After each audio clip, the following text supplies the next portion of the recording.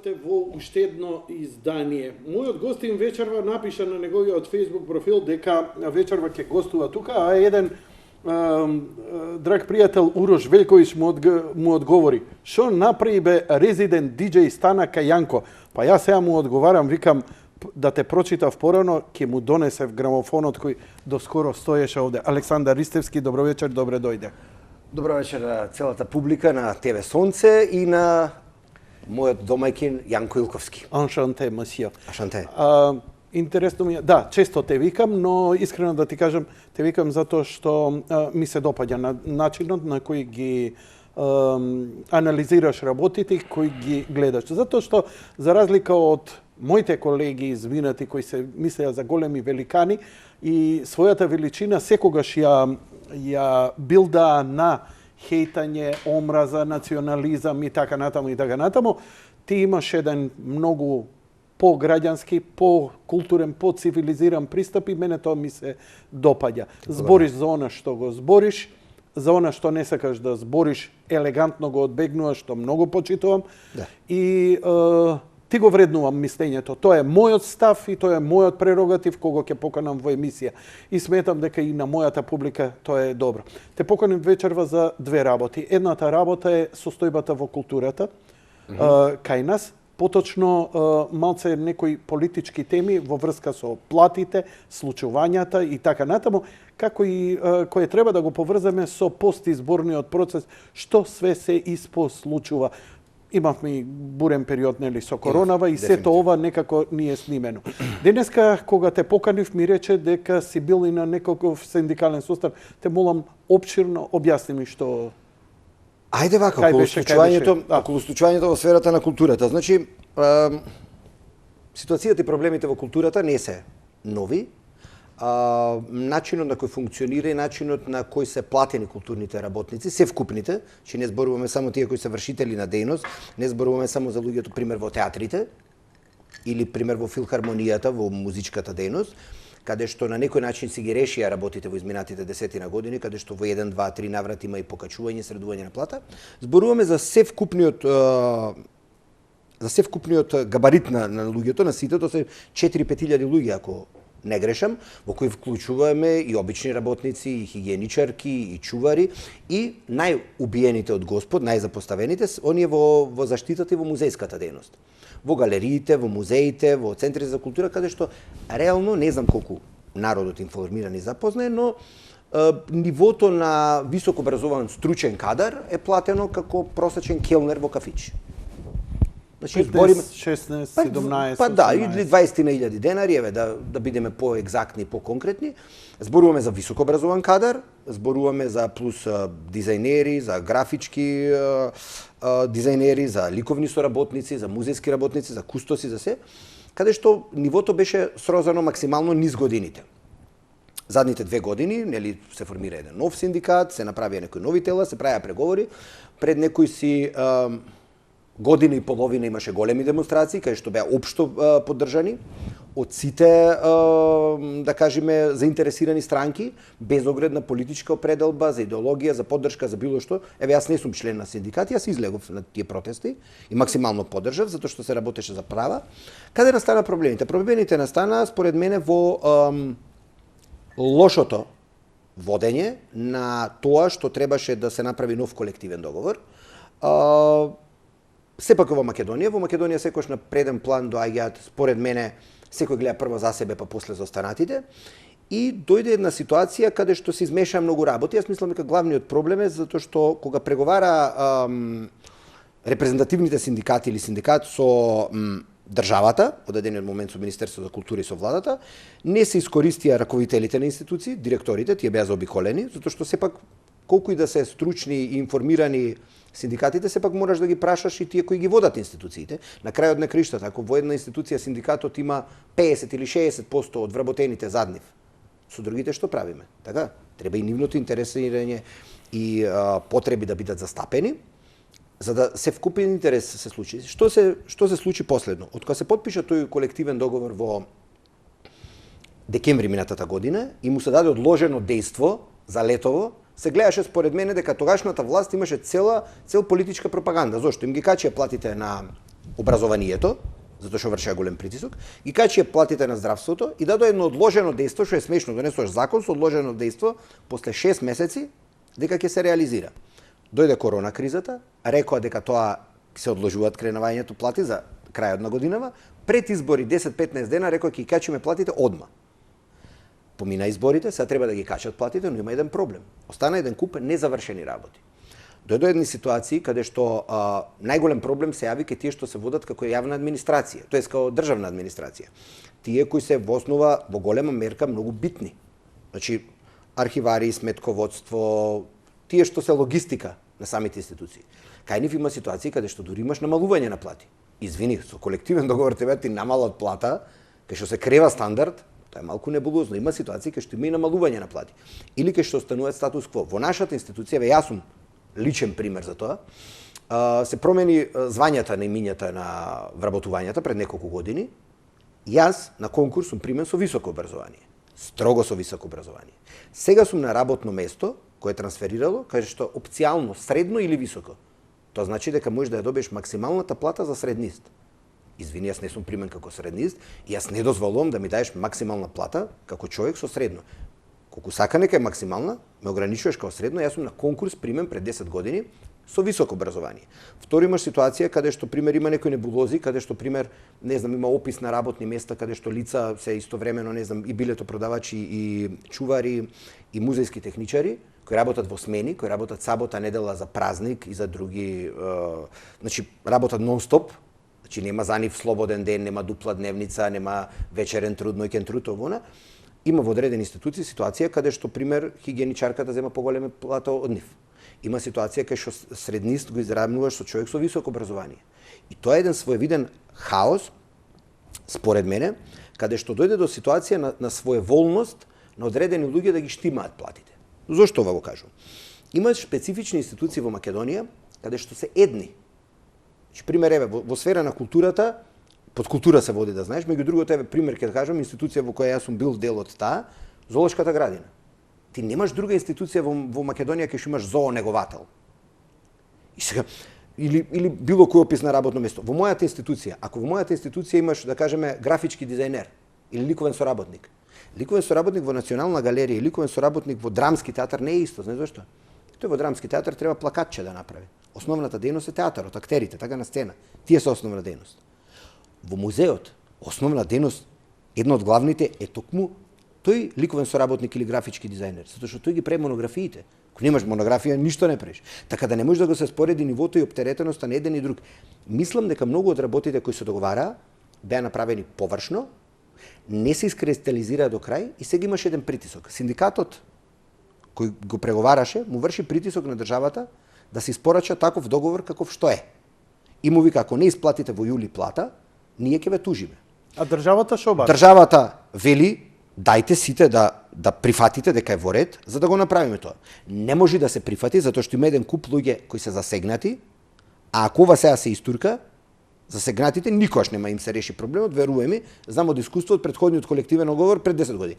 Во таковната ситуација сега, нема министер, министерот ќе стапи на функција, претпоставувам викендов, како што ја представија, мислам дека госпоѓа Стефовска, која минатиот парламентарен состав од СДС беше пратеничка, познавам лично госпоѓата, се надевам дека ќе вложи труд, ќе ги направи работите кои што треба, ќе видиме, само може надеж да имаме дека нешто ќе се смени на подобро, и имаш една ситуација каде што, чекајки сето тоа да се реагира, имаш тековна ситуација. Крај на месец, културните работници за минатиот месец плата не зедоа. Прашање дали ќе земат и наредниот. И сега имаш притисок, кај сите оние кои се незадоволни, а не се малку, сериозна маза, стотици луѓе се незадоволни, да потпишат, ако потпишат работат против себе, а ако не потпишат, нема и тековната плата да ја земат. Да не заборавиме една работа. Културен работник не е богат работник. Некој од нив може е средна класа, најмногу ради тезгите, повеќето живеат просечен или подпросечен живот. Јас сум еве еден од нив. Значи, имаме среќа што со коронавирусот ни ги одложија кредитите за 6 месеци, па дури во октомври ќе ми дојдат. Јас имам и стамбен кредит, имам и сметки и се. Значи, ради паушално работење на различни странки во изминатите година и пол и ради некоја форма на сервилност према тогашната гарнитура, ние се доведуваме во ситуација плата да не земеме, еден куп луѓе ради лошото договарање да бидат обесправени. Токму ради тоа денес имаше една иницијатива, една средба. Ние мислиме дека ќе се искоординираме, критична маса на луѓе, не е мал број, пак ќе кажам неколку стотици луѓе кои се засегнати директно, каде што имаш ситуација или на погрешно поставени, да кажеме, систематизацијски места, или замрзнување на нивни плати, ставање плафон да не можат никош во кариерата да мрднат, или имаш дури намалување на плати, има неколку случаи каде што имаш 3, 6, 7.000 бруто плата, ти ја намалат. Човече во ситуација која се крева стандардот, кога на сите им креват плати, има луѓе каде што нели наводно некој им дал преголема плата и сега го враќаат назад. Тоа е фарса, јас не верувам дека никој би го прифатил тоа. И имаш една ситуација која ќе видиме во кој правец ќе оди. Океј. Би кафе сега додека ја успеам да изанализирам за да ја разберам работа, бидејќи ја не сум толку стручен и навлезен во проблематиката, претпоставувам дека сите засегнати им е многу јасно што зборам. Моите подпрашања се сега. Каде да ја лоцираме вината? Вината е во вас кои преговаравте и преговара синдикатите. Се извинувам. Значи, јас не сум преговарал. Значи, кога ќе речам вас, зборам вработените, за вработените со се вашиот синдикат. Може така да ве оваква. Значи, може да довршам. Благодарам. Значи, дали при преговорите во избрзаното ваше делување дозволивте вакуум да ви се случи, или збориме за нефункционална држава, или збориме за власт која си игра ташак со вас. Бидејќи, во овој момент, платите вие би ги добиле, но заради тие стотина луѓе кој некој ги изиграл, сите вработени во Министерството за култура, така? Не, во институциите под култура. Министерството си ги зема платите. Министерството си ги зема платите, да. Добро. Колку се тоа вработени во културата? Па, мислам дека 4-5 негде. 4-5 луѓе Во цела држава, да. Во цела држава не можат да земат плата заради некоординираност на колективниот договор за тие неколку стотина луѓе кои се обесправени во моментов, така? Да. И синдикатот, кој е вашиот синдикат? СОНК? Не. Во сферата на културата има два синдиката, едниот е под СОНК, вториот што стана најрепрезентативен е СКРМ, Сојуз на синдикати на културни работници, така, СКРМ, ново формиран. Во 2-3 години. Бара од вас сите да бидете солидарни и никој да не земе плата, или да се земе тековната плата, барем како што била последната, и да се не може таква да земат затоа што да довршам само за да ми биде после јасно што ми збориш. Да. Значи, или да земат тековна плата каква што била до сега што ја земале, па да продолжи да се преговара до конечното прифаќање на колективниот и спроведување на колективниот договор. Те молам сега, ја како лај, те молам изанализирај го и објасни ми. Каде е проблемот? Државата пред 2 години, 2-2,5 години, реши да преговара строго со репрезентативниот синдикат. Тој е ново формиран синдикат, бајдове јас не сум член нивен. Те викнав како аналитичар. Да, се разбираме. Тие беа тие кои добија, да кажеме, некакво, јас знаеш каква паралела ќе направам. Тоа ти е слично како на избори. Победува одредена политичка партија на избори. Таа има одредена квантум на гласови за да искреира мнозинство, така? Тоа не значи дека е нејзина државата. Така? Се разбираме, значи ВМРО водело, СДС води, со дури.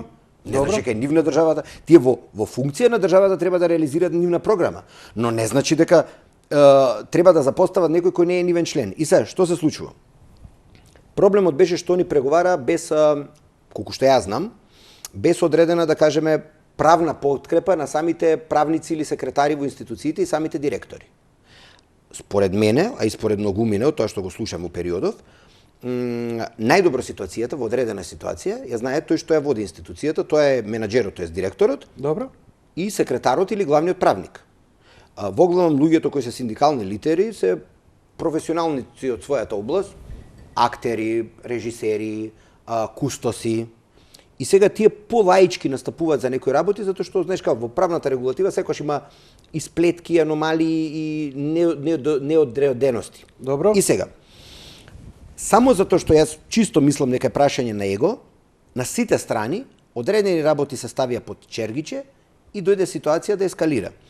Во ситуацијата каде што, еве, во мојата институција, кај што бевме неколкумина, на крајот излезе дека се 15 души, ама почетно тројцата од моето, четворицата од моето деление, каде што ја застапувам, за маркетинг и дизајн, Добро? ние во цел овој процес 3 пати имаме пишувано допис. Допис до институција, нашата институција до Министерство за култура. Добро? Не е добиен одговор ниту еднаш. Значи имаш аргумент, имаш барање, имаш црно на бело, со датуми. Не знам, 6 август, 6 март, 6 мај. Значи, во 3 наврати допис до релевантните институции, тие со кои преговараш, и не ти одговараат. Секој на секого топката ја префрла, тоа се нели оние мали византиски игри на луѓе, борба за некаква мојк. Добро. Значи Јанко да испадне дека е попаметен од него, па онда испадни попаметен од мене, јас да се на крајот ти се мешаш во човечки судбини. На крајот на криштата ти имаш ситуација каде што главниот проблем настанува каде што имаш ситуација каде што на некој платата му се качува 8-9 илјади, а некој не му се качува ич. И знае дека тоа ако не се реши сега, тој нема 5 или 10 години, не знам колку да му се смени тоа. Пошто знаеш како финтата во одредени дејности е, потпишува колективен договор, се одредуваат правила на игра и чао журим. И сега се доведуваш во ситуација на некој да му го реши животот, ти нешто, значи му качиш одеднаш него плата 9.000, тебе да не ти качат ич. Од друга страна некој што бил под тебе, на кој ти си му бегал 5-6 илјади, да се залепи до тебе. Автоматски правиш маса на незадоволни работници. Кој го прави тоа? Па државата заедно со синдикатот. Значи, вашите репрезенти не добро ве представуваат. И сега се доведуваме во ситуација еден куп луѓе да се заглавени или изиграни, имаш маса на луѓе кои се кефли и задоволени, све ќе си добијат на тацна. И имаш ситуација каде што и таа плата која ни е заработена не можеме да ја земеме затоа што се притиска на овие што се незадоволни да кажат ајде мора, не мора ништо, мора да се умре. Значи створен е проблем ради лошо водена постапка од старт. Таа постапка на кој некој беше многу горд, јас пак ќе кажам, раководството на синдикатот добија сеопшта поддршка. Од сите добија поддршка. Че јас пак ќе кажам, еве јас не членувам во синдикат, бев на сите протести и ги поддржам. И Не збори за лично. Немој да се ама тоа е маса на луѓе, тоа е маса на луѓе кои поддржа. Ама не збори лично за тебе, него збори воопшто. Мене фрустрацијата како личност ми е, главната фрустрација како личност ми е што се доведовме во ситуација, еве јас пак ќе кажам, значи човек кој е примен на конкурс со високо образование, ти го водиш средно или високо. Тоа значи може и со средно. Значи за мојот да кажеме стручен профил не се предвидело кој на многу места што има плата за средниц, плата за со факултет. Но сега ради таа ситуација и такви како тебе кои се реално и сочувствувам, имаш поддршка и солидарен сум, но 4990 луѓе не можат плата да земат. Вклучувајќи ми мене. Вклучувајќи и те. Да. И како стои работава, уште нема да земат ниво септември. Па не, види. 2 месеци без плата во култура. Да, види, имаш уште една друга ситуација. Имаш ситуација кај што министерството е спремно да ги плати старите плати. Тие се подготвени. Ама синдикатот вика ако платите стари плати, ние ќе ве тужиме.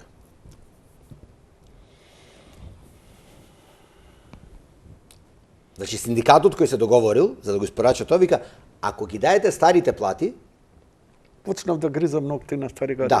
Да. Вака.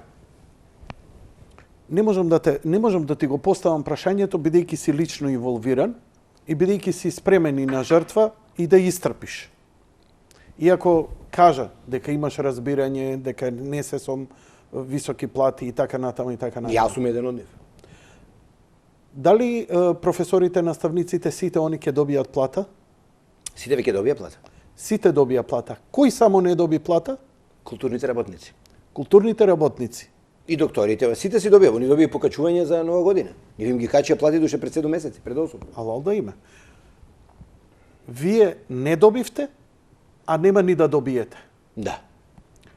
Сега ми треба некој човек овдека, покрај тебе, кој исто работи во администрација, ама не у твојата сфера, чисто да го прашам, пошто не можам да досудам, пошто те разбирам потполно.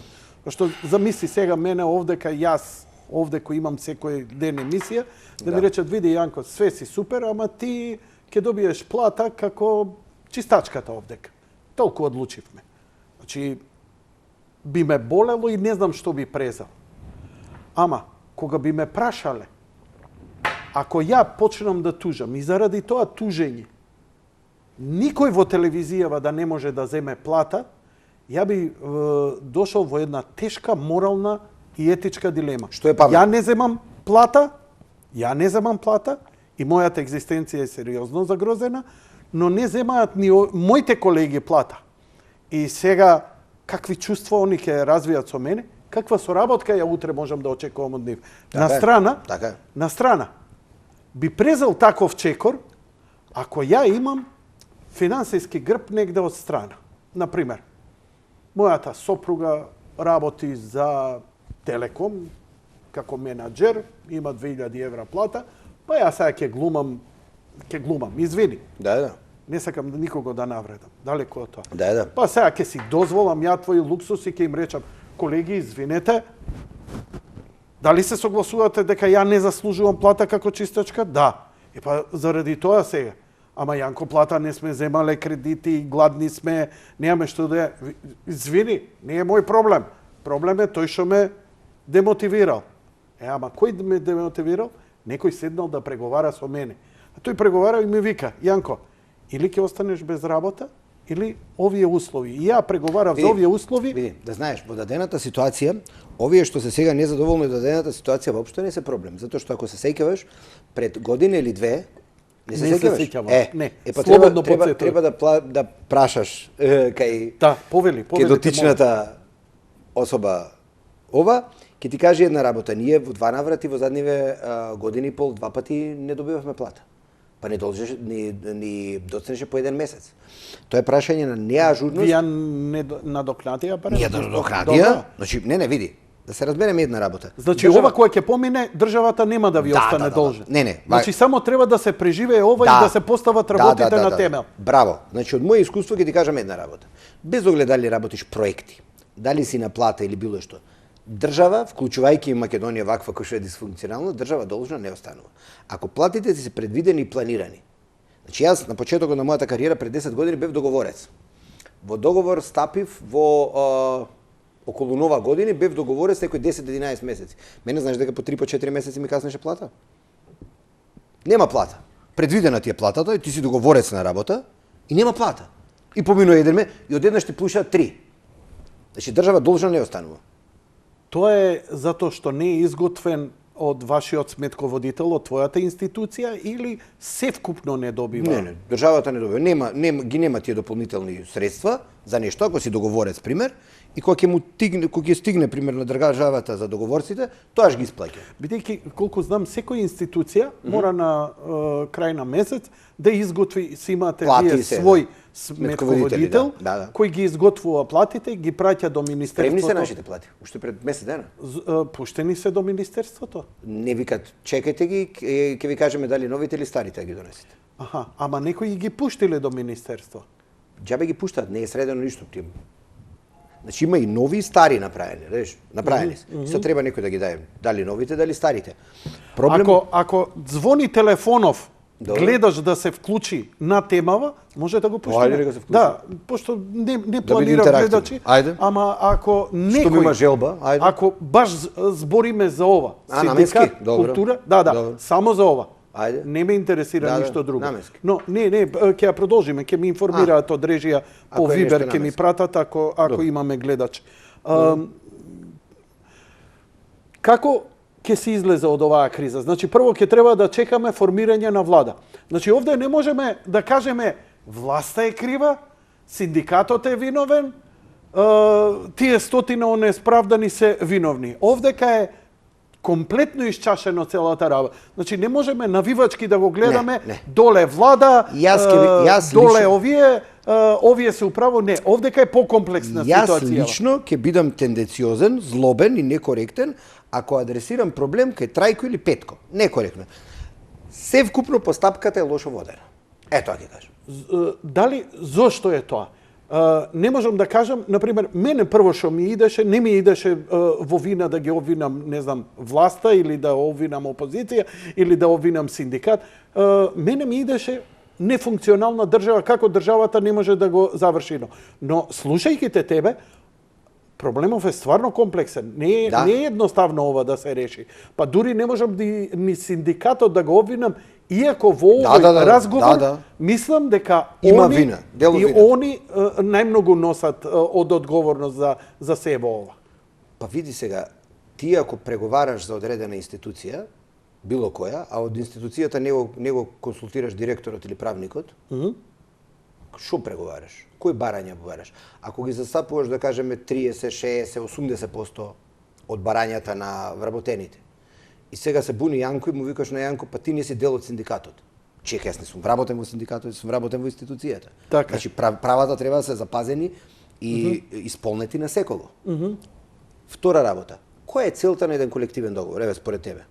Според мене цел на колективен договор е да државата со одредена дејност направи начин како тие да бидат поефикасни, а истовремено да им даде поголем мотив и стимул. Јас пак ти велам, ние немаме, еве и со овој колективен кој е направен, немаш системско решение долгорочно, хипотетички. Знаеш ли на просечен кадар со високо образование, по пат на стаж, колку му расте платата годишно? Не. 2 евра. Страшно. И се види се. Не, мислам, стварно не знам, кај ќе ги трошите тие пари, бе? Слушни. 2 евра за 10 години. 20. Ево, илјадарче. И се што се случува? 20 евра, 1200 дена. Се што се случува? Колку пива е тоа, бе? 2 гајби. Извини. И Не се- можев да издржам, Да, иако се кога иронијата. викам ќе бидам камерен Не. со тебе, Само ама слушне, не издржам. само слушне иронијата. Ајде. Нели сме правеле муабет јас и ти Пошто моево беше сериозно. Нели јас и ти сме правеле муабет за мултилевел бизниси. Добро? Стигнеш 4-то, 5-то ниво, ти мање више заработуваш дупло од почетников, за да имаш мотив и желба да го менторираш, така? Во мојата ситуација, јас како 11 години работам во дејноста, некој што ќе дојде клинац, нов, зима 1000 помалку од мене. Кој ми е мотивот јас да го менторирам? Кога 1000 после 11 години стаж, ја и он ќе земаме 1000 или 1500 денари разлика. Не го менторирам. А зошто? Немаш Зошто мотив. А зошто да те мотивира ако он е послабо платен, или имате една... А зошто да го менторирам? Не ќе да го менторирам.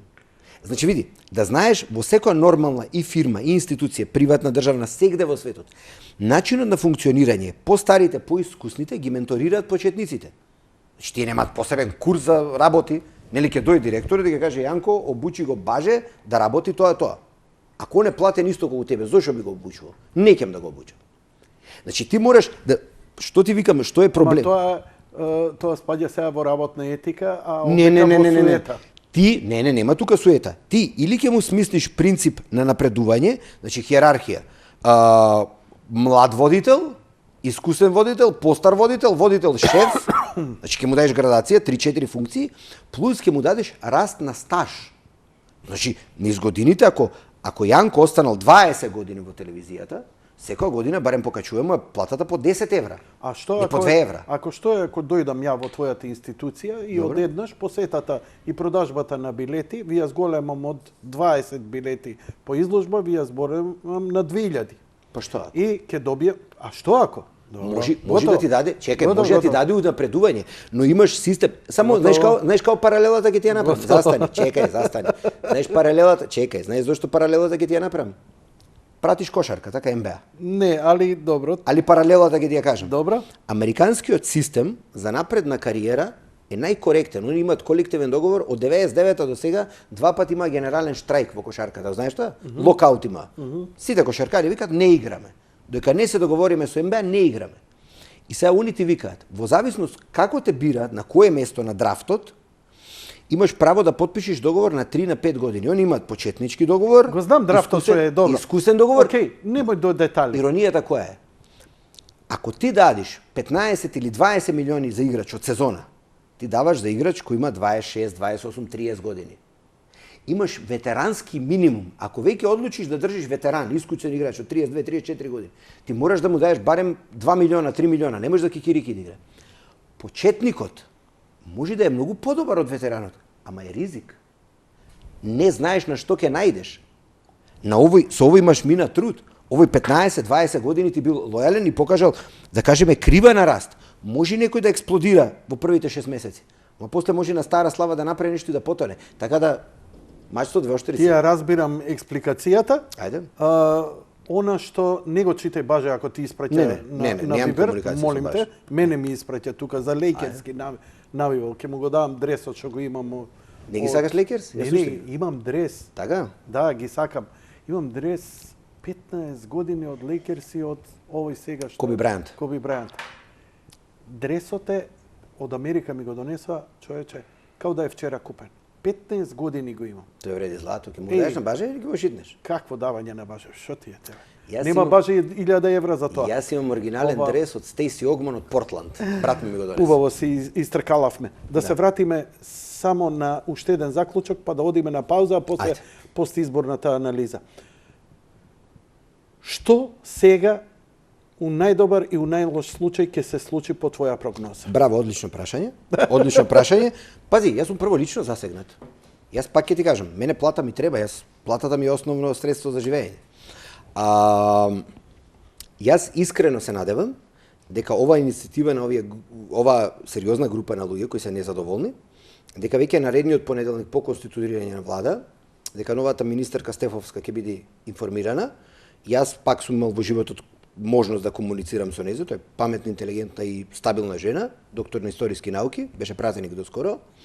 Мислам дека ќе има желба и мотив да ги реши проблемите кои некои други тројца претходници четворица ги напластиле и дека ќе изнајдат експедитивно решение или барем ќе купат време и простор, да кажеме од 3 месеци, од 6 месеци, ќе дадат ветување, ќе се договорат со финанси, можеби од нова година, да ги исправат сите грешки и недостатоци кои се напластени и кои некој ги направил. Сакаш да ми кажеш, барем до нова година да продолжи по старо со исплата од плативе, а до нова година не предлагам ништо јас. Може и овие да прифатат по старо, но да дадат писмено ветување дека ќе ги решат луѓето. Барем еве, јас не сум задоволен да бидам ограничен и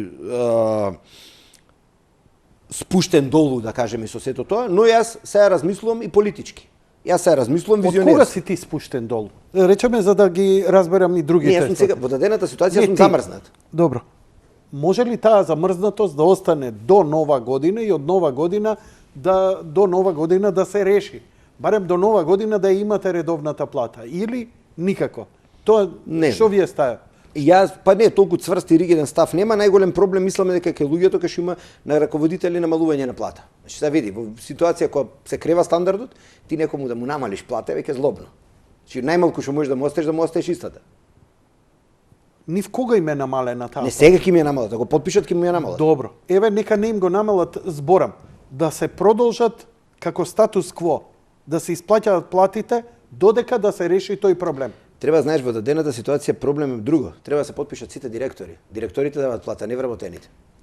Значи сега ти ги немаш сите директори потпишани на колективните. И сега треба Плати исплаќаат директори.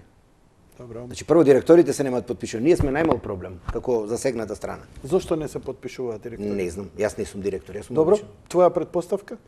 Па повторно тоа, или непрашани луѓе, или неконсултирани луѓе, или неретко можеби и суети, мал милион работи, може и политички игри. Се е можно. Пак ти кажам, има 40 институции, не една. 40 институции во цела држава. 40 потписа се потребни за да стигнат платите. Плюс одобрени од сите вработени. Одобрени од сите вработени. Дека пример еве, јас пак ќе земам личен пример. Значи- Ја имав коефициент 2,667. Некој сега ми го намалил коефициентот. Може да ми зголемиш, ми намалиш, кој ти дозволи ми намалиш? Пак те прашувам, бидејќи е ситуацијава бара малку повеќе време за да се разреши, Јас мислам дека најмалце уште 10 дена нема да има ништо, така да ќе се доведеме на ситуација да примеме 2 плати одеднаш. Во најдобро сценарио. А ово месечно да... а дека ова брзо ќе се реши за овие стотина луѓе? Дај Боже, јас се надевам. Јас се надевам. Не, мојот предлог беше, пак некако не ме разбираш, ама... Не, јас те разбирам одлично, Ја јас те изборам разбирам на одлично, публиката. ама- Мојот предлог е, ако ова не може да се реши за овие стотина луѓе и потребно е подробна анализа и доработка на колективниот договор, да продолжат платите по старо, како статус кво, со ветување до решавање на проблемот. И дека ќе се доисплати останатото. Да. Дај Боже, се надевам дека Океј. тоа е изводливо. да се надеваме дека ќе се реши сето тоа. Океј. За жал, по обичај знаеш, ако беше за ракомет, ке имавме 100 јавувања, чиме муаветот за култура, никој не се јавува, па дури и засегнати за плати. Инаку да знаеш, јас сум администрацијата се уплашени да зборат отворено. Инаку да Луѓето знаеш... од културата да критикува што не добил плата или што му е мала плата, не се осмелува. Па ја тоа го дознав од Сашо Тасевски дека немате земено плата, кога прочитав неговата жалопојка за враќање на Груевски како би овакво. Викам, што му стана одеднаш и ми текна плата нема, бе, пријателе, бе. Плата нема. За минат месец. А краја на овој месец. А луѓе се фамилиарни, со кредити, со долгови. Се ми е јасно. На колеги им склучиле струја, пази се, ти си интелектуалец, нели? Може не протест? Може не протест? Да видиме, чекаме министер. Министерот треба да го добиеме викендов со се цела влада. Тоа ќе правиме му нели севкупно во вториот дел, во понатаму. Од понеделник ќе видиме, од однесувањето нивно на тимот и на самиот кабинет на новиот министер, ќе видиме во кој правец ќе одиме. Значи брзи кредити се едино да земаме, па после да враќаме со камата. Види, јас знам од себе, јас себе најискрено сва среќа имам живи здрави родители пензионери, па. Затоа можеш да глумиш Да. Джейсон Статам, лесно ти е тема. Да. Одиме со кратка пауза, веднаш потоа се враќаме назад.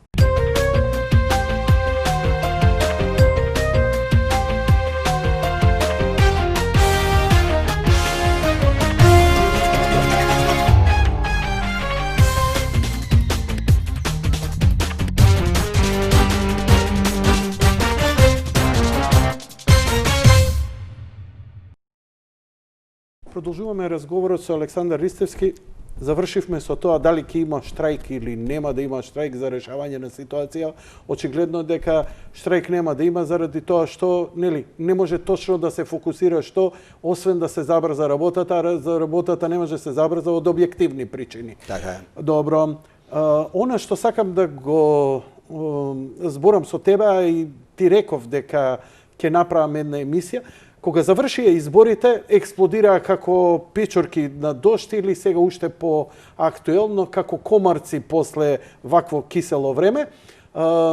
Аналитичари сите паметни беа кој зошто победил, зошто не победил, што ќе биде и како ќе биде. Мене секогаш за реална анализа ми е потребна една мала временска дистанца, за да спаднат прво емоциите, бидејќи ги гледам сите пишуваа со емоции. Што беше? Лата звика, јас се одјавувам, до септември не пишувам ништо. Беше сериозно. Или па никои вакви пишанки или онакви пишанки. Така што само покажува дека, знаеш, ние диносаурусите полека времето не гази, знаеме да играме, ама не сме веќе валидни. Ти напише една анализа која повеќе се занимаваше со тоа како ќе се формира комбинаториките. Искрено ти кажам, не ми беше ни тоа интересно, како да ти кажам, тоа е сега као Дарко Панчев кога ми коментира или фудбал. Или ќе падне гол или нема. Или е гол или не е гол. Феноменално. Ама нели ги имаше созвакано сите варијанти?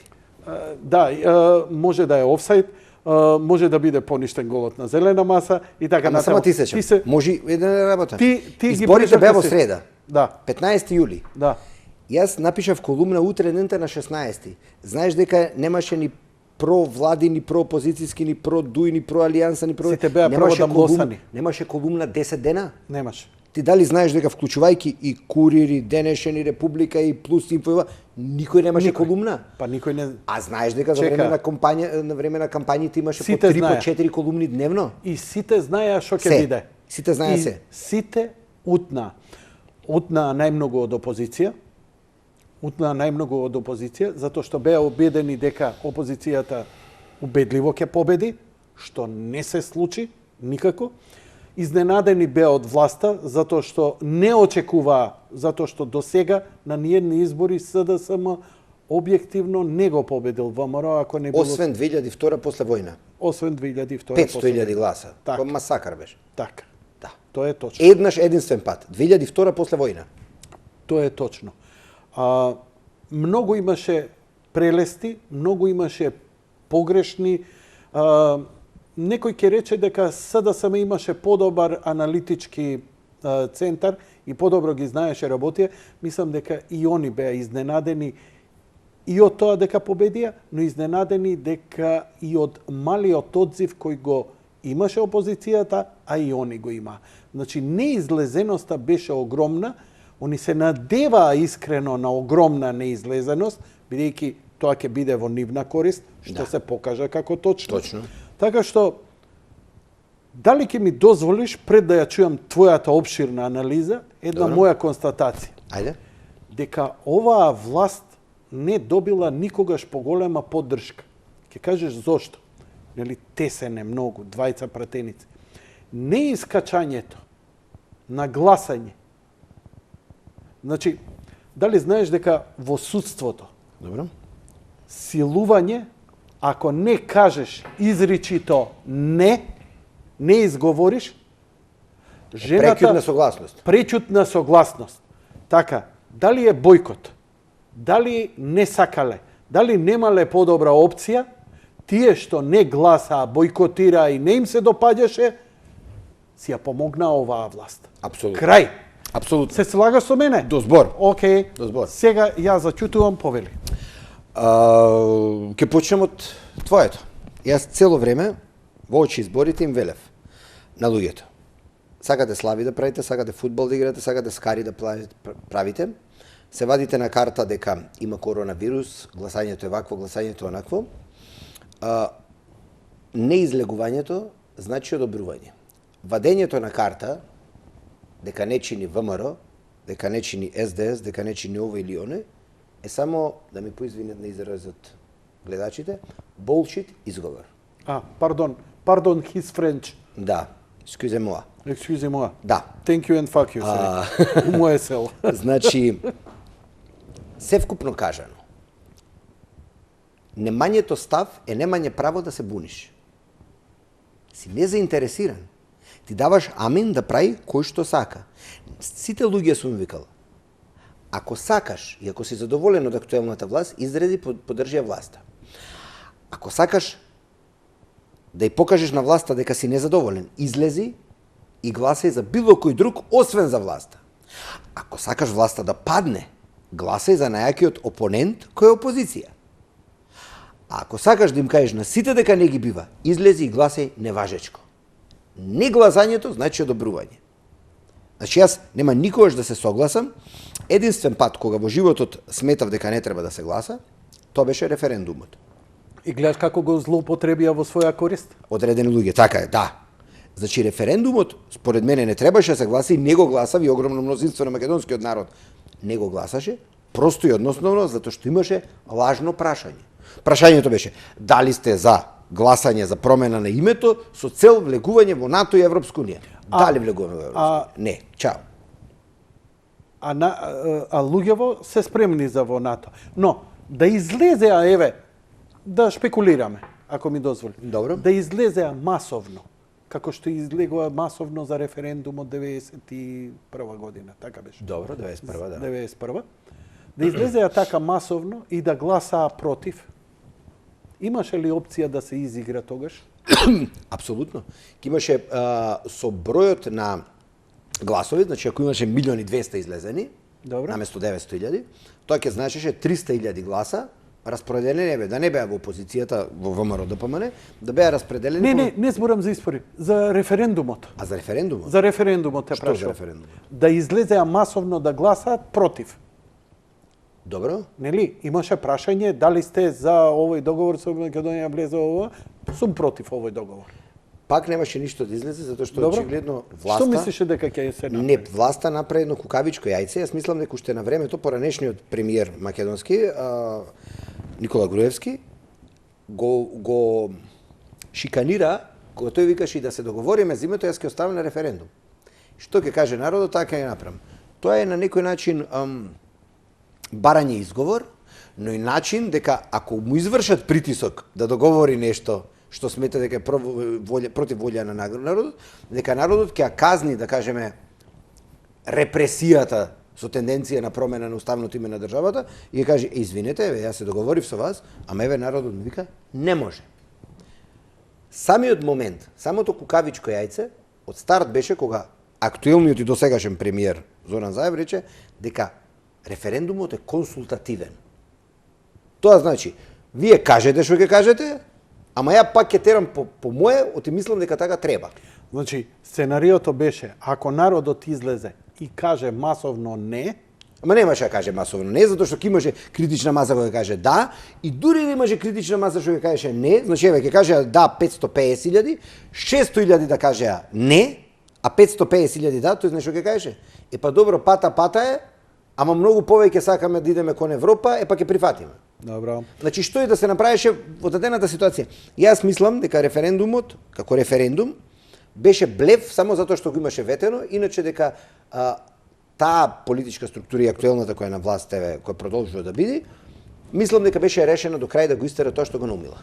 Така.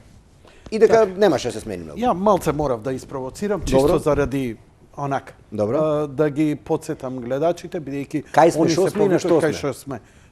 Тоа се работи кои не треба да ги забораваме и јас секогаш кога ќе најдам гостин како тебе, Добро. кој сака да ги анализира, ќе ги поставам овие прашања како да сум од Марс паднат. Што се случи на овие избори? Дали овие избори, изборите пред 3 години, при рушењето на ВМРО, кој траеше 5 години со шарена револуција, со огромни пари од Сорос, од амбасадите, од меѓународно, кои беа решени да го срушат Никола Груевски и ВМРО ДПМН, и тоа сите го знаевме и го чувствувавме, иако се глумеше лудело, нели, како и ден денеска што се глуми. Добро. Дали овој пат изборите парламентарни беа оставени или имаше некакво, да речам, интервенирање? Може би не директно, но некако индиректно, знаеш што ми беше? Иако имавме безброј оние неправилности во гласањето, многу поплаки, многу тужби кои беа отфрлени експресно и така натаму, веднаш амбасадорот од Калето ги прогласи. Амбасадорката ги прогласи. Амбасадор е среден род по мене, ама како сакате. Јас сум Тој. Јас сум амбасадор. Добро. Неутрален сметаш. неутрален, како судија, како доктор, како Добро. тоа е така сум воспитан. Ја Добро. од Прифаќам. времето на Блаже Коневски се извинувам.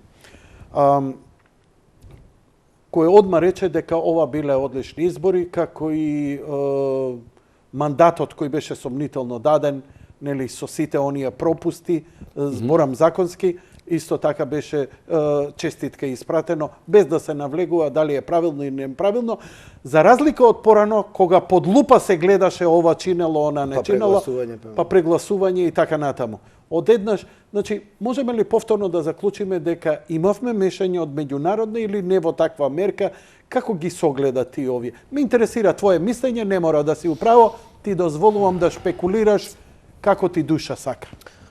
Пред 10 дена на моето гостување во Алфа, делумно и за тоа зборевме, и имав една поента баш на таа тема. Јас сметам дека овие избори беа избори како ретко кога досега, со неправилности. Ние имавме огромни глупости 99-та, имавме огромни глупости 2006-2008.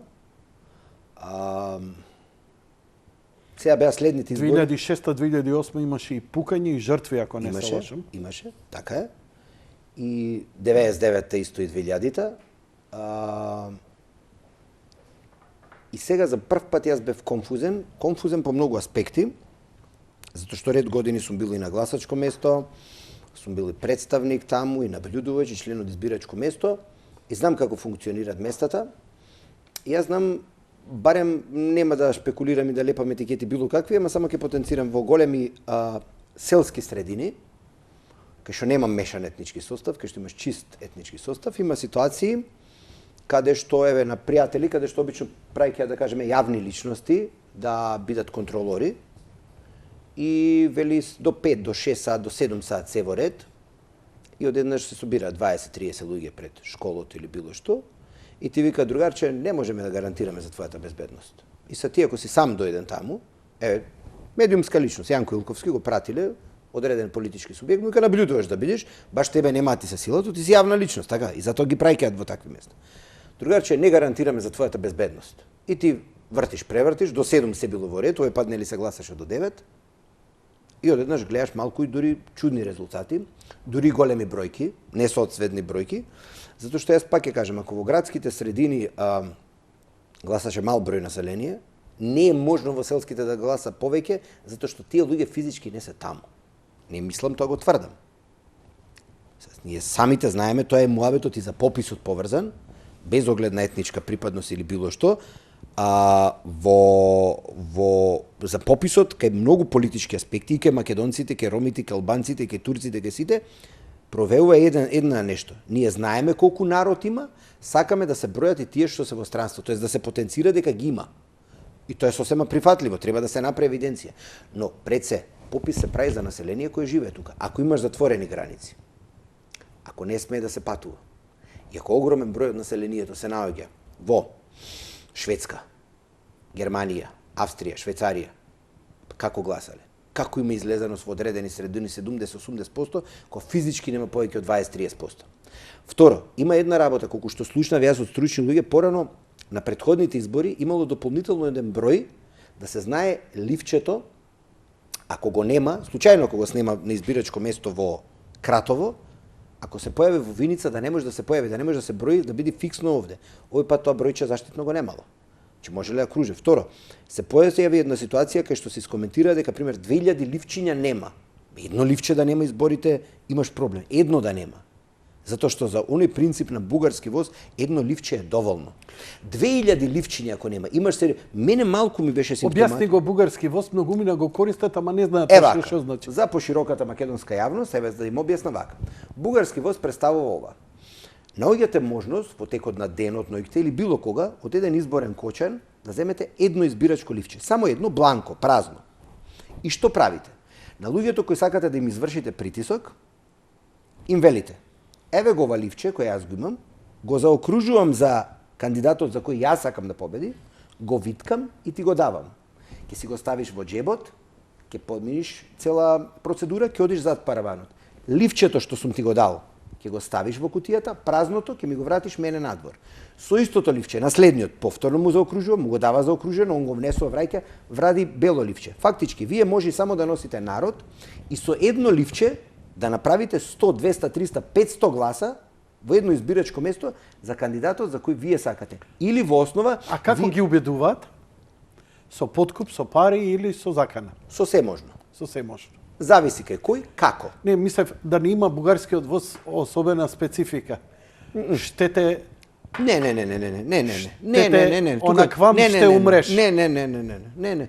Сегде си има кој за што е должен, да кажеме. А така. Добро. Најубаво нешто во животот, знаеш што е? Да не си должен. Океј. Да ја продолжиме сега за гласање. И сега, јас пак тврдам дека беше прилично матно. Јас земам еден пример.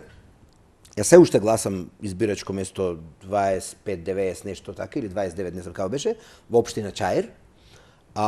Симптоматично беше едно нешто. Ги разгледав изборите и шетави по избирачки места, имав и причина за тоа и се. Забележав дека во утринските часови имаше масовна излезност. Така е. И тоа покажа по сите анализи дека народот ќе гласа и дека има незадоволство и секогаш дека народот кога од Сабајле доаѓа е за опозиција расположен. Да, имаше точно така. Имаше масовна анализа, така. Добре, имаше масовна излезеност, но јас бев шокиран една работа. Значи, јас во еден период од сат време кога се мотав околу школото, избирачките места и останатите, јас забележав дека јас сум вкупно еден од 5 луѓе кои во своји 30-40 години. Најголемиот дел од луѓето кои гласа беа 62, 67, 75, они кои пратат телевизија и оние кои па најмногу ги плашеа дека нема да гласат. Ке фатиш корона, ке се заболиш, ке починиш. Значи, во дадената ситуација, огромното негласање се случи од младата популација и средната популација. Тие се тие кои си ја казнија државата или покажаа дека не се заинтересирани за незе. Очигледно во оваа држава многу повеќе се секираат за државата, моите родители на возраст од 64 и 70, многу повеќе се загрижени луѓе, јас ги гледав, значи со средства, со ово она гласа од дома пријавени, јас бев дури шокиран каква државничка одговорност чувствуваат луѓето во зрели години, пензионерите. И малку ми е дури симптоматично кога слушнам млади луѓе викаат: "Абе, ке не умрат пензионерите овуна." Чекајте. Тие и да грешат имаат став. Што е со вас? Па сега, пошто се фалеше ти со твоите колумни, мојата колумна тоа беше: сега е шанса да ги заебете. Јас се извинувам за мојот француски. Значи им реков, од 103, значи ја кога сум бил копилј, копилјаците мои врсници, па и денешниве, јас се извинувам, тоа е уличен жаргон за млад човек, стално викале: како бе ова, не упропастија стариве ово он. Има шанса бе глас. Знаеш ли колку има млади луѓе во држава? Изус вика: разочаран сум. Па баш оти си разочаран, да ти е убаво. Оти во богатите земји, кај што е све средено, не можат да ги натераат. Све едно ми е. Добро е овдека, окей. Туку ти, и нема што мотив, не ти чини, ти што имаш мотив да направиш разлика, не е важно дали СДСМ или ВМРО. Излези глас, ама јас сум разочаран. Па баш заради тоа. Колку пати си гласал у животот? Ниеднаш. Па како бе се буниш, како ти удржават? Најголемите хейтери се луѓе, јас ги сретнувам такви кои не идат на глас. Пријател мој доаѓа, вика: јас од 96-та кога имам право за глас, сум гласал само еднаш. Што се жалиш постојано? Како си гласал еднаш? Да, па што сакаш? Што сакаш? Не си ми јасен. Еднаш вика имам гласано. Добро и? Па не знам, јака јас сум неопределен. Супер. Океј. Знаеш, у Библијата шо вика? Камо да си студен или врел, вака си млак, како млака вода. А млака вода само за блуење служи. За гаргара. За блуење? Да испираш стомак на некој, да исповраќа, млака вода дај му. Крај, пријателе. Да исповраќа, млака вода дај му. Крај, пријателе. Значи, да имаш став. Не е важно дали си ВМРО или СДСМ. Затоа што кого да си го гласал, ти учествуваш во промена. Подобра или полоша. Знаеш како викаат англичаните, ти барем си бил на запад и ми држеше лекции. Знаеш она, која го прашале: абе како да имам ја тревник како твојот? Англиска трева насадиш и прска секој ден. Па вика: правам ја тоа 2 години. Вика, ја 400 години ја правам. Така и демократијата се практикува. Ако ти не почнеш практику, ти си кренал раце од земјава, си кренал, бидејќи нема подобра единствена алека во демократија. Па дури у комунизмот, нели, ако имаш лош представник во комунистичката партија, изгласај бе за некој друг. Моќна работа е гласањето, само луѓето успеа дали да ги убедат или стварно сме ние понекогаш за ќотек тежок за стап. Сме. Ние сваќаме на моменти, ние сваќаме вредноста на еден глас. Или ќе дојдат некои квази елитисти, според мене, нели, урбаниве, дел од урбаниве, кои се убедени дека се најпаметни, најсовремени, најсе, и викаат... Како Батка у интервјуто што викаше, Тошо Малерот овдека вика, јас сум вика Тошо Малерот е вика, тој е вика скопски фраер, вика урбан, вика све знае, а уствари ништо, шупливо. Како му вика? Он е гениален. Најгениален. Како му вика? Немој да дозволиш Јанко Мангуп да излезе да се на твојата... Да. И сега, доаѓаме до поентата. Не може некој селјачишта таму да гласаат, некој од предградие, од цела овона. Зошто не може? Тоа е проста раја, не може ја еден глас, тој еден глас. Одлично, викам. Што не излезеш ти да го убедиш? Што не излезеш ти да го убедиш, таа проста раја, и тие тебе ќе те поддржат и ќе газиш. Значи, ние имаме проблем од квази елитизам и пак се наврекам 5-та емисија кај тебе поред на една работа. Од дете. Учи го од дете. Создавај кадри. Денеска ги поздравам ако ја гледат емисијата едни клинци, дошле кај мене пред зграда и инвеститорот во зградата кај што имам стан, ставил жардинјери, ставил бели камења оние. Прекрасно совршено. И гледам тројца клинци 11, 12, 13 години и ги зимат, ги маваат од земја и кршат. Ало, викам, што правите? Не сум ја овој другиот и се смеат. Не, немој тие малски финти мене, викам се. Јас сум бил бараба ко клинец. Јас сум бил Немој викам така. Така е. Викам, родителите, чекај, тука живеете? Да му спомнеш нешто, ќе ти дојде со полиција, со шатган. Викам, тука живеете? Да му преречиш. Да. Знае татко ти, викам, дека кршиш, викам, тој кај што купил стан, викам, дека ова, викам, јас го имам платено со пари. ај викам сега се да соберете. На мој изненадување, малце подрзок и построг пристап, не ми се верува, маливе си зема, почна ги собират камењата, постоив, тргнав на ке тебе на емисија. 7:15 беше, 7:20. Си ги собира камењата и ги вратија. Абе, ние само си играме. Супер, ако сакате јас горе имам, ќе ви дам топка, не кршете човек нешто убаво направено. Пари се дајни, тоа 1000 евра се дајни. Две огромни жардинјери по зошто кршиш, човече? Океј, вака и сега да ти кажам. Значи, има една работа, на запад ја прават. Да се вика child proof. Ако може нешто, дете, 12 годишно, Да не го може скрши? да го скрши, он ќе го скрши. Значи, затоа у Хајд парк клупите не се испокршени. Челични се. Па човече ги направиле затоа што им ги дале на тест на 12 годишни тинејџери искршија. Направи што можеш да ја оштетиш. И кога не го направи. Знаеш, ние тоа не го ја не можам на децата во право си тоа за вандализмот, ама не се слагам. Знаеш, еве повторно ќе се навратам на Даблин, ќе се навратам на Ирска, на Англија и така Знаеш дека ги натаму. затварат парковите таму? Сега, да, добро. Пошто ги спомна, нивните паркови се заклучени после 10 Не, навечер. не, друго сакам да тоа да. Тоа Огради да. имаат, челични Знам. огради. Да, тие паркови. Кај нас во градски парк да става челична ограда? Ти зборам за зелени тревници, не зборам за градските паркови. Добро. Зборам зелени тревници или како Хајд парк. Кога поставува нова зграда и ќе стави тревник, он не прави тревник затоа што му се видело така. Он ја прави земјата и ја остава месец дена. Ја во Оксфорд го видов тоа, викам, зошто викам вака, викам што не ставиш трева таму кај што живее, стаса. кај човек. А Не. патеката да ја направат? Не, Кој кај ќе му текни да боди, така. за да видат, И да. која ќе Точно. прегази, која ќе видат, значи културните англичани си прават свој шорткат од каде до каде и така натаму. По таа траекторија прават патеки после. После по таа траекторија каде се газело, он ќе стави камења, на другото зеленило.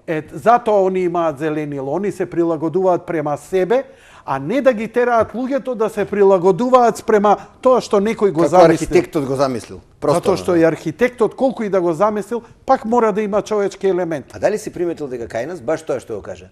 Ќе земе некој архитект, ќе обмисли некои кривинчиња вака онака и сега гледаш дека пола луѓе фаќаат ваква косина оди ваму, затоа што убаво рече ти, потребите на човекот се според траекторијата. Ти имаш парк ваков, луѓето што доаѓаат овде имаат потреба овде да одат према автобуската. Тоа е Џабе ти го центрираш навако овде е автобуската. Ако он Да. брза на автобус. Друго е, гледаш дека кривина низ парк кај што бавно се движиш со уживање и ќе ја следиш патеката. Ама ако имаш основни потреби, шорткат. Така. И тоа е тоа. Ние тоа во општеството го немаме. И затоа не можам на децата да им се лутам. Лош пример сме им. Лош пример сме им и ние. Значи, мораме, како да ти кажам, и нивната потреба да искрши нешто, Да. да искрши нешто, е затоа што дома не слуша. Еј сега, ВМРО-вци не бањати, сеструје, мајковива, комуњари едни сите да ве стрелјам. И си викаш ти, ништо, ја убаво си ги воспитувам децата, не ги Ама што е мало не разбира.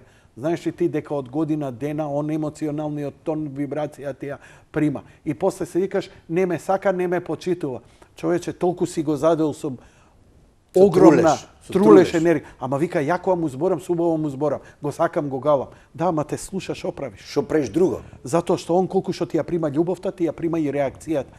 Кога ти си покажал према противникот почит, Емпатија. љубов, емпатија, витечство, спортски дух, кога си покажал? И ние имаме раскрвено општество, небањати предавници и патриоти, кои некои наши колеги па кариера прават бе тоа. Сериозни пари земаат со рекет. Ширење на омраза. Ширење на омраза, да ги мрзиш грците, да ги мрзиш бугарите, да ги мрзиш албанците, да ги мрзиш СДСМ, да ги мрзиш ВМРО, србите.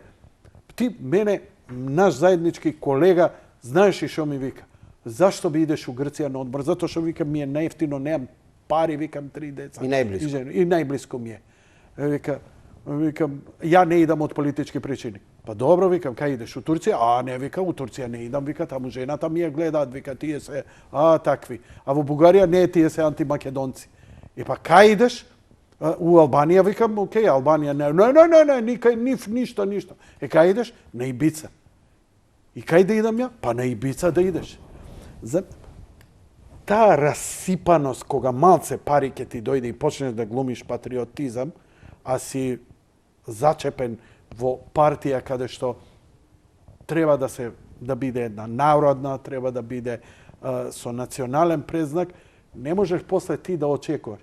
Поразите и падот на ВМРО ДПМН не е тоа заради овие сега што викаат, тука сакам и твоето мислење да го чујам, по мене, не е заради раководството, туку заради паразитите што Груевски си дозволи за 20 години да му е мир у партијата, си пушти да му пуштат печурка да пушти корен. Тоа е најстрашната работа.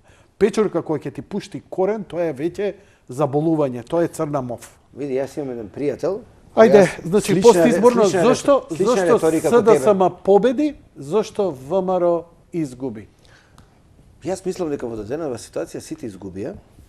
Знам дека звучи дефетистички, ама стварно мислам дека сите изгубија. Смешна ми е се риториката на идниот мандатар, нели, премиер Заев, дека имал полни 4 години мандат, тоа е фарса невидена. И мислам дека тага се јача за да купи мир внатрешен, дека ќе остане 4 години. Јас и пред 10 дена тоа го потенцирав, значи ти кога имаш влада од два политички субјекти кои крајно се поларизира на овие избори, да се надеваш дека ќе добиеш 4 годишен мандат е крајно несериозно. Што е својата прогноза? Според мене дека е врв на владение на оваа гарнитура до наредните локални избори. Тоа е плафонот. Тоа е наредна есен. Наредната есен. Да, значи 3-14 месеци.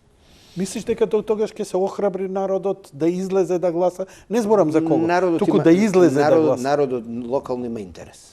Има интерес, а? Народот локално има интерес. Сметаш дека незадоволство, бидејќи имаше незадоволство, се чувствуваше, ама не го видовме во на изборите. Еве прашање до тебе. Лично субјективно.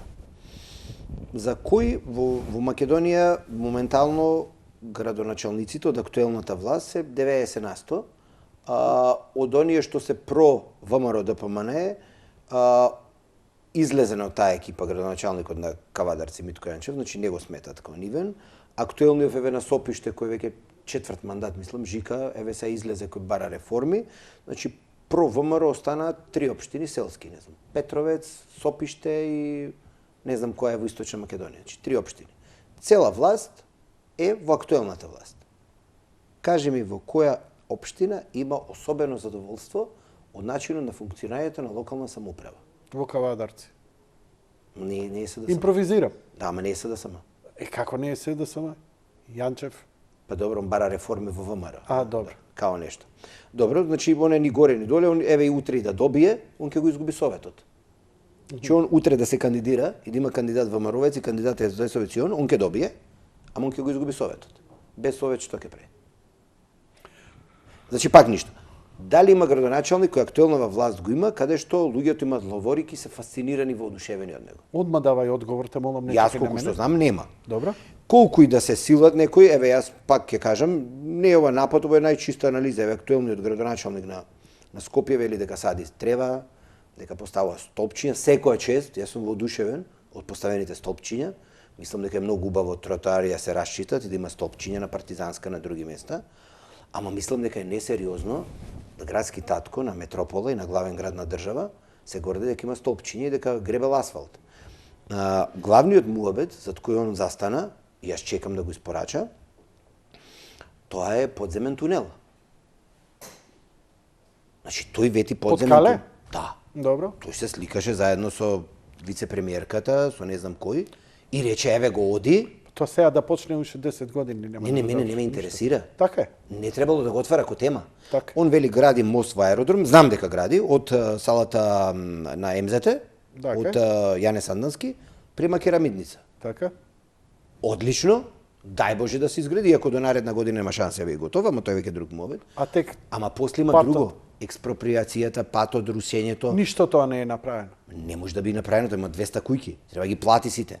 Значи, он може почнал постапка, ама тоа е постапка што он уште еден мандат да направи. Сакаш да ми кажеш дека на крај виенско тркало ќе стави таму, панорамско? Јас ќе ти ја кажам ситуацијата. Тоа што кога се сакаше во центар да го стави, ќе го имаме во аеродром. Почна вака. Почна Пенов, па работеше Трифун, на крајот дојде ситуацијата до Коце да се завршува мостот кај Железничка. И на крајот како е направен? Крив, па без тротар, зошто? Дојде Петко, вика 800.000 за куќа, 300.000, бара, ово, она, драма, заглави. На Discovery Channel меѓу 10 најлоши сообраќајни решенија во светот. Таа улица? Да, ни ја прикажа, јас се крстев. Дека одиш и доаѓа зид, па Discovery Channel 10 најлоши светски сообраќајни решенија. Прашање до тебе. Добро. На Водњанска, ти у близина живееш. Ја знам куќата што Уште штрчи? Уште штрчи. Јас знаеш тогаш што им реков? Ни Коце не ја реши, овој сигурно нема да ја чекај, знаеш реши, што реков? а ни Пенов не ја Знаеш ли реши. што реков? Што? Дај му човече побогу, он барал дуќани у центар, барал побогу. Кажи му, имаш 250 квадрати ефикасна градежна, кажи гова, површина. Врати го 3 метра, ти крени му у карабина 600.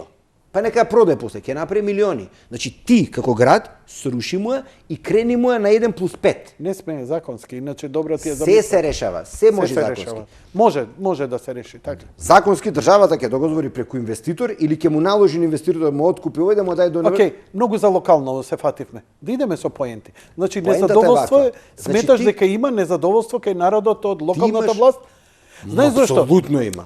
Затоа што и незадоволство имаше и од оваа власт, па пак доби на избори. И пак мислам дека ова поддршка што си ја имаат они сега ќе владеат, ќе си иде на разнебитување, гледаш дека почна процесот СДСМ одлично да го игра, СДСМ рече дека ќе го уништи ВМРО ДПМН до непостоење после изборите.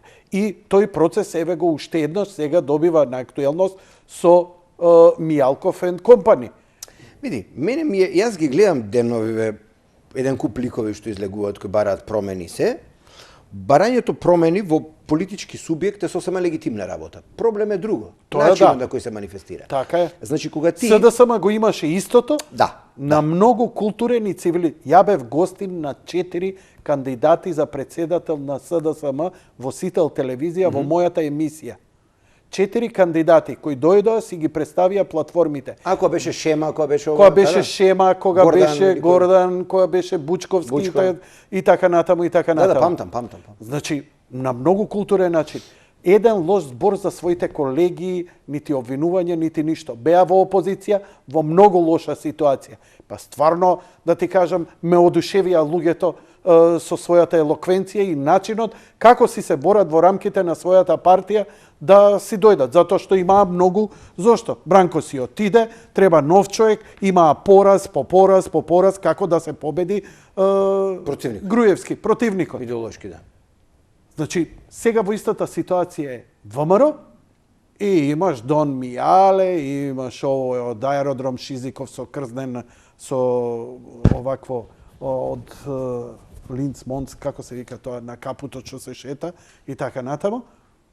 И сега они легитимно е да се бара, ама парадирање, бидејќи знам нели дојдоа пред Белата палата, тука направија прес, Мицковски ги покани. Ајде вика да разговара. А не.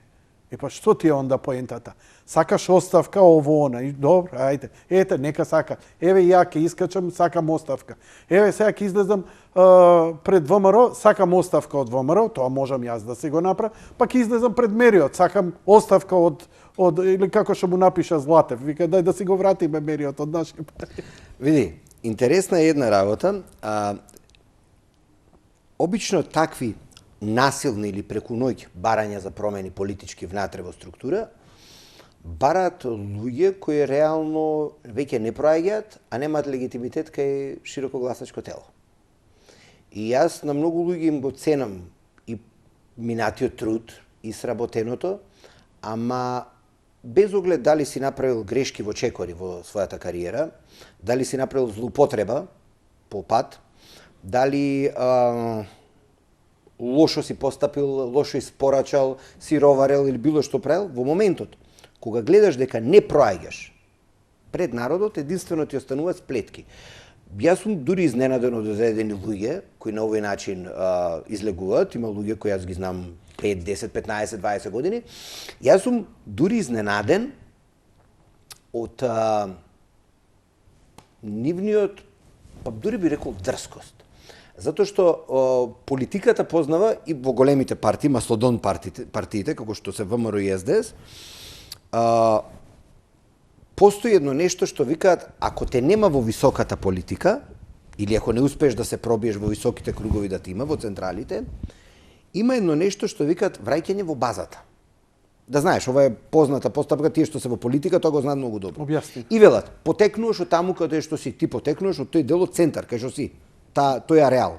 И сега, ако тебе високата политика те нејки, ти ќе слезиш во твојата местна организација или месен комитет, нели во зависно дали си ВМРО или еве за ВМРО ако дискутираме, во својот месен комитет ќе слезиш, и околината во која живееш, ќе пробаш да ја анимираш. Кога ќе ја анимираш, ти или твој човек ќе стане претседател на месен.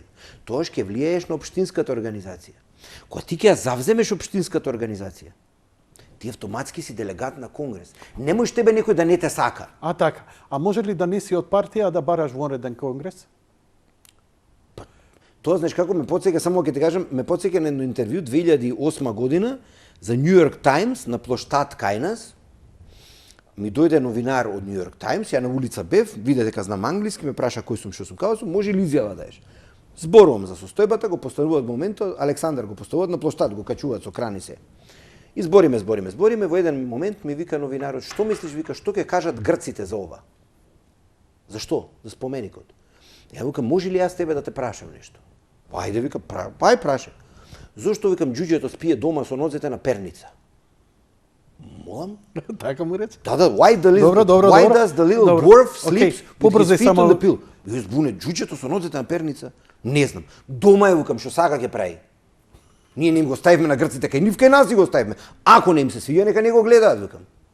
Таки во дадената ситуација. Значи, човек кој не е активен во одредена структура, нема пристапница, нема членство, нема чланарина. Но можат ли Јанчев и Конески тоа да го направат? Па, едниот е, мислам, само разрешен, другиот мислам дека е исклучен. Ако е исклучен, не може тоа да бара, не е дел од таа структура. Така, затоа е нивното барање од надвор, Мицкоски дај оставка, оди си, оти ние рековме така, бидејќи сепак колку и да се, да речам дека се во право. Види, постои протокол како може некој да биде избран за лидер на партија. А тоа е на Конгрес. Да. Види, секој од нив има 4 годишен мандат. Јас колку што знам, на дотичниот, на претседател на ВМРО ДПМН, мандатот му истекува наредна зима. Значи, после локални. Тогаш му истекува мандатот. За да имаш предвремен конгрес, треба да имаш критична маса на делегати кои ќе освикаат тој предвремен конгрес, или само иницијативно да го организира председателот или да поднесе оставка. Добро. Ако немаш таква ситуација, можеш само да равариш медиумски. Сметаш ли дали и колкава одговорност носи раководството на ВМРО ДПМН воопшто за резултатите на овие избори? ВМРО имаше еден невообичаен пристап, значи за прв пат излезе за нешто што кај нас не е познато, излезе со шпицен кандидат, нели? Овде кај мене во емисија беше прв пат презентирано. Да.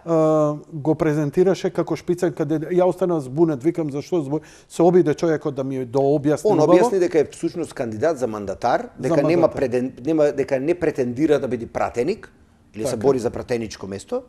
Он дека ќе ја представува самата партија, ако не влези, ако значи тие што ќе влезат дека ќе бидат пратеници, и кажа повлекување од политиката. Истото му го предложи Назаев. Да. Океј, продолжи. И сега, ако ги дискутираме резултатите на овие избори, еве барем кај политичката партија ВМРО ДПМН, ако ги анализираме, ќе видиме дека имаме еден многу неспецифични избори. Значи неспецифични избори на сред лето, со пандемија, со големо незадоволство на народот и не се далеку од оние резултати што јас во некои мои анализи во 2 колумни пред изборите ги предвидов. Јас целев на некои си 48 за ВМРО ДПМН, излегува 44. Сметаш дека со неправилностите беа подземени? Да. Бројката на гласови беше, мојот плафон беше 330.000. А реално левица колку изгуби заради неправилности, ако имало воопшто, или? Левица, јас мислам, левица малку ќе кажам, јас дури Не малку влегувам ја во потценив. широка. Не, Нема. јас мислам дека малку ги потценив, Добро. ама јас им реков, и тука ке тебе во емисија имам речено, дека ако освојат два пратеника, дека се зверови, дека постои можност, затоа што се навреќам на една работа. 2008 година и 2011 партија како народна, како ГРОМ, како други имале по 30... дека Дека им е одземено нешто? Одземено. Види, ако они толку... Твое да, мислење. Да. Добро. Затоа што они поготово во градските средини они добија големи поддршки. Јас бев Така е. изненаден. Да. Јас бев изненаден. А Пасиев доби голема поддршка на величарење. Пази, он човекот нема дело. Он има 30 настапа во само вистина на Канал 5 Да. и тука ја направи целата кампања. Каде што огромни авторитети ги има расчеречено. Да, значи само на величарење. Точно. На величарење. Мислам го познам човекот 15 Дали години, ова, е мој кени но капацитет. ВМРО ДПМН секогаш имал една, како да кажам, префинета реторика, дури ми сметала. Секогаш джентелменска, секогаш цивилизирана и така натаму. Но со овој пример, со Апасиев, кај што ги тера у 3 лепе, и за тоа добива огромни аплаузи од народ и вика, со 2 руки го гласам. Зашо заради тоа? Ете така, ми ја канализираше фрустрацијата. ВМРО ДПМН дали треба да иде по-националистички, по-оштро, или треба да го задржи овој тон? Бидејќи имам чувство дека во оваа земја не можеш да добиеш власт ако немаш амин од Брисел, Кале и што ти ја знам, и така натаму. Види, проблемот се, ако веќе испаднавме дека во голема мера ги анализираме ВМРО ДПМН, проблемот кај нив како политички субјект е еден. Недоволно се дава простор на одредени, што викаш, величари, 1, 2 или 3, кои дури, да не речем, условно речено, дури ќе делуваат полусамостојно, значи ќе бидат дел од пратеничка група, али ќе бидат своеглави, дали ќе бидат на некој мал коалиционен партнер. Тука многу Апасиев ќе помогне, он ќе го размрда тоа, кога ќе излезе на говорница, парче ќе ги прави, и тоа е добро. Да. Ја искрено би сакал, например, ја не сакам ни да го читам, ни да го слушам Миленко, но би сакал да го видам у парламент.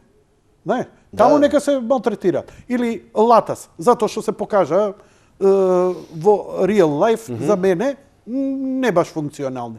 Но таму би било интересно да ја видам една Ванковска таму. Ме разбираш? Не зборам за од која партија. Нека биде од ВМРО, нека биде од СДСМ. Нели Латас сакаше СДСМ да го преземе 2016, 2012, 13 кога беа, да, кога го пушти муабетот, превирањето кога требаше за бирање, он сакаше да се кандидира за председател на СДСМ. Тој кај мене у емисија го кажа. Да, знам, се сеќавам. Значи, види, поголемиот проблем... Потребни се такви ликови у парламент. Ама ти имаш проблем со севкупниот пак, ќе ти кажам, изборен модел. Јас и ти имавме моето второ гостување кај тебе. Првото нели излезе дека е спортско-културно. Моето второ гостување кај тебе пред година и пол и беше страшно гледано и имаше заинтересирани се. Таа поларизација, дали англиско-амерички модел, секој човек во своето мало, па кој тепа и рековме дека тоа има страшен проблем, може да се случи утре СДС да освои 112 пратеника или ВМРО 100. Така. Ти ги ништи сите други затоа што на 100 места тепал некој со 50 гласа. Апсолутно. Тоа е добро, ќе има стабилна влада, а ако падне ќе падне сегде, тоа е еден мач од страната. И другиот според мене нелогична и упорно ја форсираат луѓето една изборна единица. Викам, луѓе, една изборна единица е најлоша понуда. Зошто? Затоа што едната изборна единица, како ќе ја регулираш? Второ, кој ќе биде 120 кандидати? Еве имаш партија, ја спомневе Левица. Левица ќе освои утре 2 пратеника, 1 пратеник, 5 пратеника, 7, 120 кандидати. Па ние почнуваме да фингираме луѓе без врска. Втора работа, наредени сите на едно ливче, да. И уште спомна актуелниот премиер Заев, отворени листи. Како ти на 120 луѓе ќе ставиш отворена листа? Тоа значи дека треба 120 кандидата бидат напишани со име. Така? Па ливчето 4 метра ќе биде. Колку кандидатски листи сега ни избори имаше? 15? Па 15 по 120 1800. Си видел ти ливче со 1800 имиња? Нешко како е 4 метра долго. Мене ми се чини дека е чиста импровизација со Муабето, да. Да, чиста импровизација без јасна слика што се збори. Кажува, а не го размислува. Вика отворена листа. Значи мораш тоаш веќе нема име ВМРО ДПМН СДСМ. Тоаш имаш име и сите пратеници за да биде отворена, да го заокружиш човек. Што ќе се случува во наредниот период? СДСМ ќе формира влада, вака или онака, на мускули, изгледа ќе успеа да се договори со албанците. Што конкретно тоа ќе значи? Али Ахмети очигледно се откажа од премиер албанец. Па види на некој начин според мене во голема мерка Дуи во моментот е добитник. Најголем. Еве зошто добитник. Доби огромни министерства, страшно важни. МВР? Не го доби МВР? Не го доби? Се извинувам. Финанси го доби. Што вика, што ќе се занимавам со полиција, де су паре? Го доби Министерство за информатичко општество. Така. Така да доби исклучително мојкни позиции. Покрај МВР и финанси, покрај финанси и информатичко општество, доби вице-премиер во владата Артан Груби, каде што самиот Артан Груби рече дека одлуките кои владата ќе ги донесува ќе бидат со консензус. Добро, не сум го прочитал тоа. Добро. Јавна изјава. И тоа заклучение? Договор дека нема она 3+1, 1+3, пошто ни се сами свесни, 4 години нема влада, тоа беше санкање, демек ние првите 3 години, вие последната. Консензусот беше 100 дена, нема веќе нели пржински влади ово она, пошто тоа беше исклучок од договарањето. Секој пат кога ќе се знае дека владата ќе падни, пред да падни, последните 100 дена да биде премиер албанец. Значи, они одма не го остварија тоа што го ветија, не одма во моментот, но добија еден куп министерства, еден куп директорски позиции, еден куп бенефиции и официјално пред својот електорат рекоа: добро, нема сега, да, на наредните избори кои ќе биде, вас ќе ве поздрави премиерот од нашата партија. И така, сега што со оваа влада? Велиш дека оваа влада најмногу што може да издржи е до наредните локални избори. Да, ако и до тогаш. Затоа што види, имаш превирања и во Дуи. Гледаш дека има незадоволство кај одредени луѓе, структури, кои еве сега пред 2 часа прочитав, дека структурите кај што беа синот на Насер Зибери и Изет Меджитиот Чаир, дека биле незадоволни, па се бунеле за кадровски решенија, па се. И коментарот е: ние се уште сме незадоволни, но ќе гласаме за изборна влада. Значи, ти де факто имаш нерешена и нестабилна ситуација, која е прашање на време дали која ќе ескалира ако не се исполнат одредени желби на одредени кланови. Што ВМРО ДПМН треба да направи во меѓувреме за да го подобри, не знам, позицијата или... Кратко и едноставно. Да настапи цврсто, одговорно, технократски во собрание, да толчи, не да игра Византија, него буквално да толчи секое нерешавање, останатите што се вон собрание, за секоја недоследност, да излезат на улица. За се. И да покажат дека се незадоволни од овој хибриден експеримент, Искачање на улица. Знаеш зашто ми е тоа мач со две острици? Опозиција не може да собере многу луѓе. Опозиција на улица може да собере 2-3 илјади луѓе. Одлично, фантастично. Тоа е огромен број. Тоа е огромен Дали број. знаеш 2005, памтиш ти? Затоа што веднаш ќе се дадат примери, во времето тоа имаше 100.000, гледај ги сега. Ако. 100.000 неретко не пред ништо. 200 луѓе пред. Затоа што памтам дека кога беа опозиција 2002-2006 со 20 луѓе Глас на светлината. 2005-2006 за продавање на Евана. За продавање колку на беа? Евана. 200 души? Па ни толку не беа. Така? А блокираа цел сообраќај. И во право беа? И во право. И херои беа? И беа. Така е. Така е. И тие не работеа за ВМРО ДПМН, тие работеа за својот став и за нефункционалност и неспособноста на тогашната власт. Сметаш ли дека народов ќе почне да му пука филм како на Тасевски, на овој, на оној, или сметаш дека оваа власт дека... Нема лоши примери даваш. Лош пример. Добро, што е за тебе добар пример? Извини, молим те, кој ќе дојам кај тебе во емисија, сечиме. Ќе да сечам слободно. Па не, лош пример. Добро. Карактерно. Ајде, што треба да се направи за да покажеме незадоволство? Прскање со комарци, очигледно сме отпорни на комарци, никој не се буни. Па не ги убиваме, само ги нервираме комарците. Добро, ама не гледам дека некој се жали заради тоа. Па добро, значи му е убаво. Па тоа Ние сме на Фейсбук револуционери. Не ми интересира што пишува на Фейсбук. Па ние сме само на Фейсбук. Па тогаш на здравје. Ние сме само на Фейсбук. Па добро. Овој, само вака, јас и на едно претходно гостување кај тебе, токму на ова место овде, и на едно друго место кажав. Јас, како Александар Ристевски, еве во камерата, јас како Александар Ристевски, за се што зборувам, имам право да се бунам. Затоа што за сите ставови што ги прокламирам, кога имало настан, кога имало организација, без оглед, дали е организирала маса од 10 луѓе или од 1000 луѓе, јас физички сум се појавил. На сите протести за име, за сите протести за загадување, на се можно, каде што лично сум се засегнал, како човек, Јас лично сум присуствувал. Затоа јас имам легитимитет за се што мрчам да зборувам.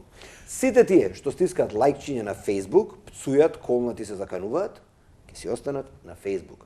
Затоа сме дисфункционални како народ. Кога ќе покажете храброст и одважност, да излезете во јавност, да излезете на терен, да излезете пред собрание, пред влада, дури за банални теми, дали ви сметало дрисла, дали кучиња ви прљале, ви правеле, тогаш вие сте луѓе со став. Се до тогаш, додека викате дека се плашите и дека ви е страф од нешто, се додека си го гледате личниот интерес да наплатите нешто, да доградите, да вработите, да бутнете, да направите, затоа не сме држава. Кога ќе се освестите и кога ќе станете луѓе, зрели, одговорни и свесни, без тезгарење, тоа ќе не биде кој народ. Тебе ти е место во парламент. Ти благодарам на гостувањето. Ми беше Почитувани гледачи, тоа беше се за вечерва. Лека ноќ и пријатно.